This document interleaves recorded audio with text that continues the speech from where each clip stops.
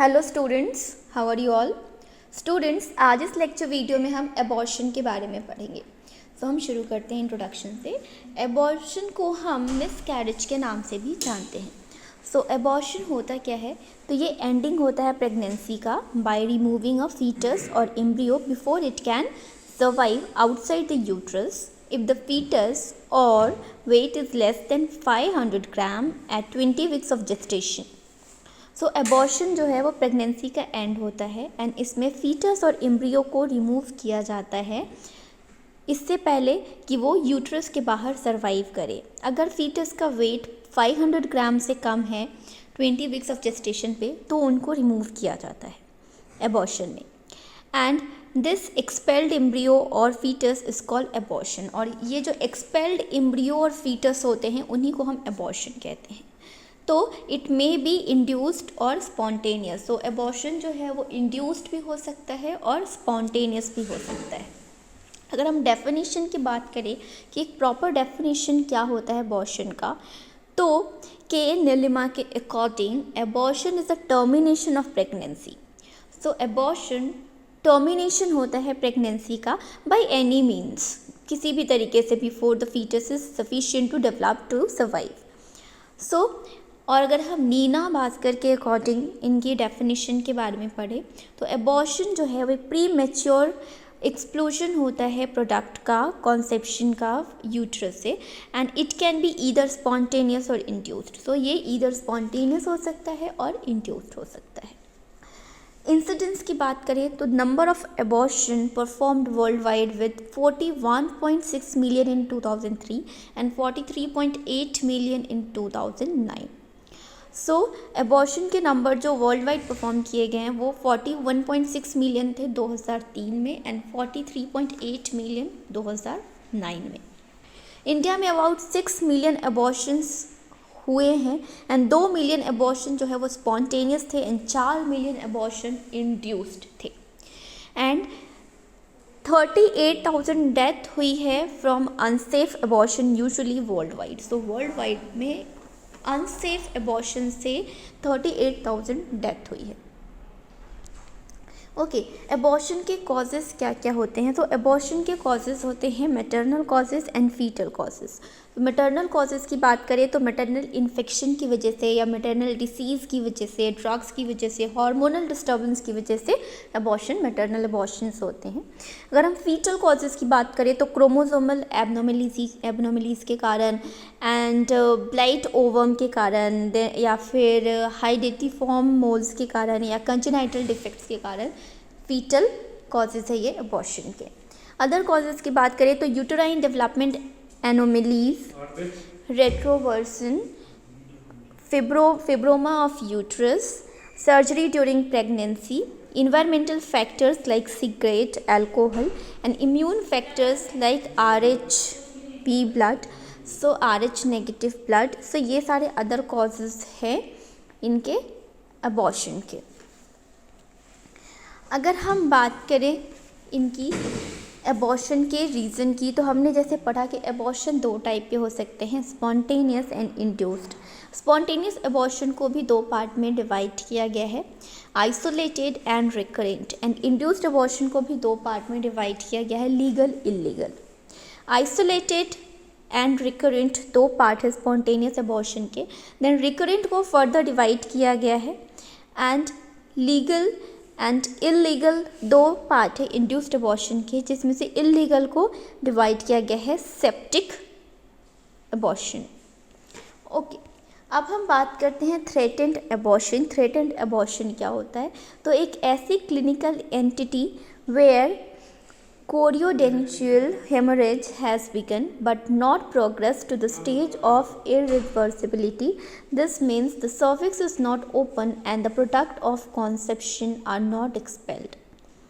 So painless vaginal bleeding without uterine contraction, cervix is soft and blood, urine, thyroid, FT exactly.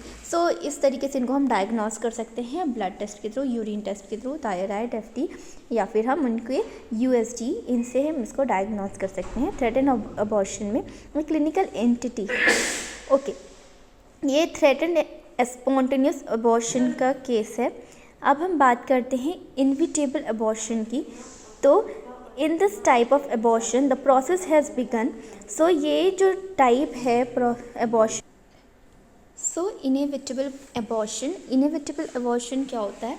तो ये इस type का abortion होता है जो कि ये अर्ली प्रेगनेंसी होती है, जिसमें एंड वजाइनल ब्लीडिंग इसमें काफ़ी ज़्यादा होता है एंड सर्विक्स जो है वो काफ़ी डायलेटेड हो जाते हैं and typically vaginal bleeding worse होती है इसमें थ्रेटन अबॉर्शन से भी, एंड क्रैम्पिंग बहुत ज़्यादा होता है।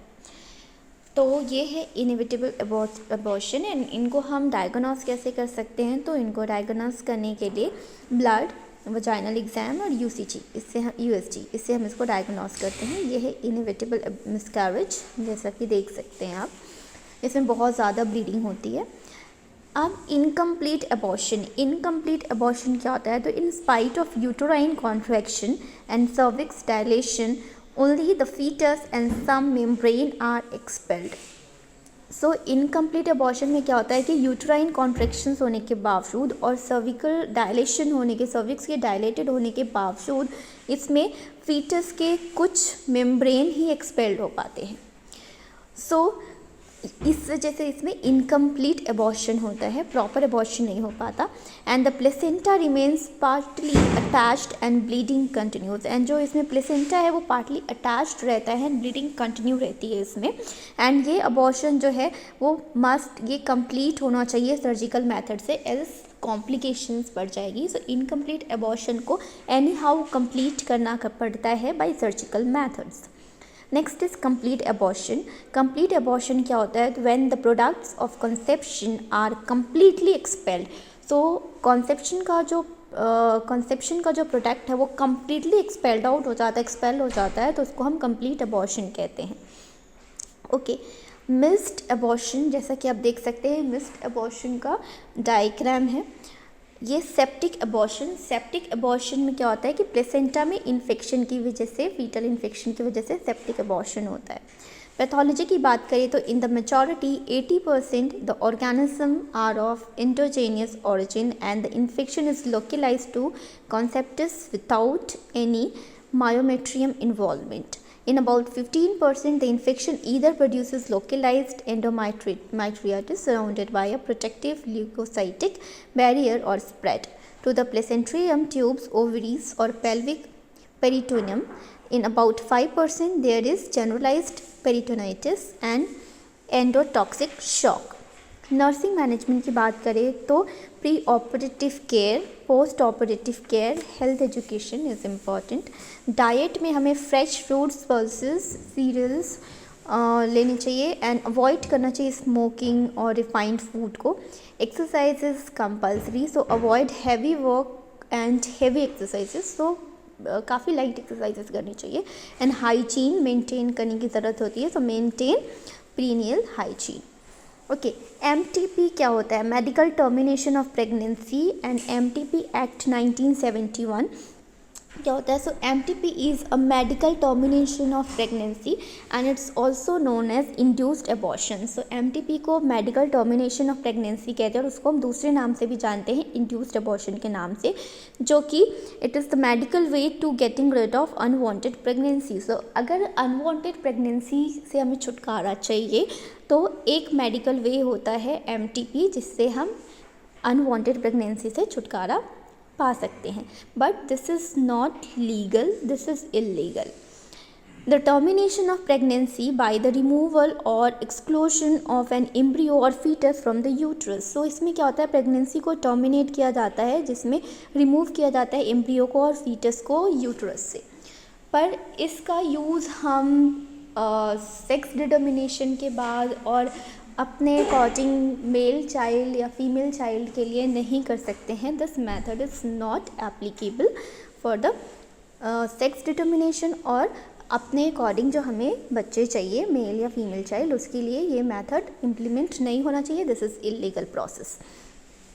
नाउ हम क्वालिफिकेशन फॉर MTP की बात करें। MTP की क्या क्वालिफिकेशन होनी चाहिए? तो assist 25 cases of MTP is approved institutions and 6 months housemanship in OBG, PG qualification in OBG and 3 years practice in OBG. So these are the requirements. Place for MTP, MTP के लिए place कौन से होना चाहिए? तो place established and maintained by government.